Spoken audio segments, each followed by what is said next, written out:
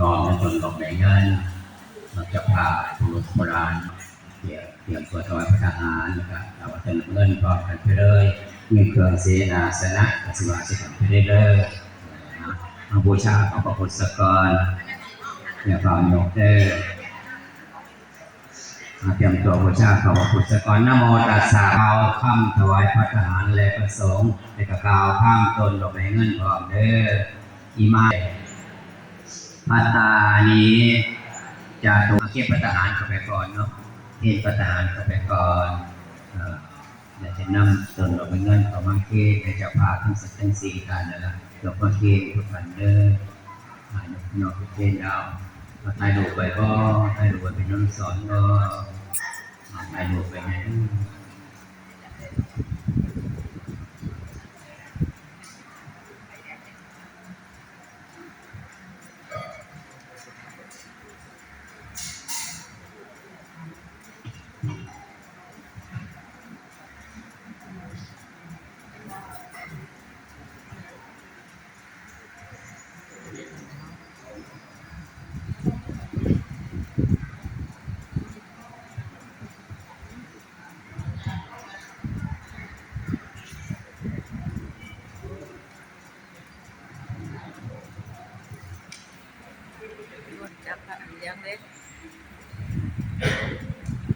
เห็นแล้วเห็นตามเจ้าของนะครับเห็นตามเจ้าของนี่เราเห็นตามเจ้าของได้นะครับผู้ใดพูดว่าเห็นหน่อยก็ได้หน่อยเห็นหลายก็ได้หลายนะครับแต่ว่าเข้าไปอยู่ที่คำมั่นใจเข้าอยู่ที่ศรัทธาเข้าเป็นว่าเข้าคุณบุญดีผู้ที่ผู้ใดฟันแก่ทั้งหมดเนี่ยคือเลยคือไม่พลาดการนะครับผู้ใดเย็นผู้ใดก็ได้นะครับเพราะเป็นว่า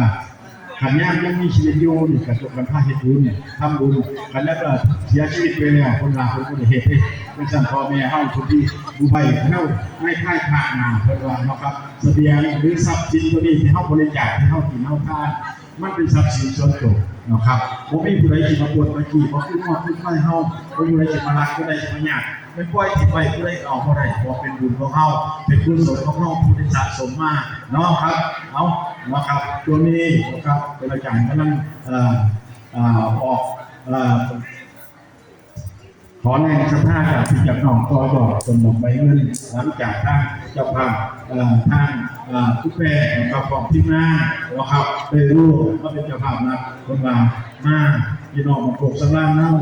สาธุบอกให้แห้งได้คนมาเหมือนมารวมตั้งตัวออกไปให้มันเป็นพร้อมทั้งพระอธิการอภิชิตอภินันโทพี่น้องชาวของเรียนนะครับทุกท่านทุกคนอยากร่วมทุกคนอยากติดตามที่มารวมมือนี้ที่เราเป็นเจ้าภาพเลยอะไรสั่งลงทุนนะครับมีว่าพอมีพนักงานพระครู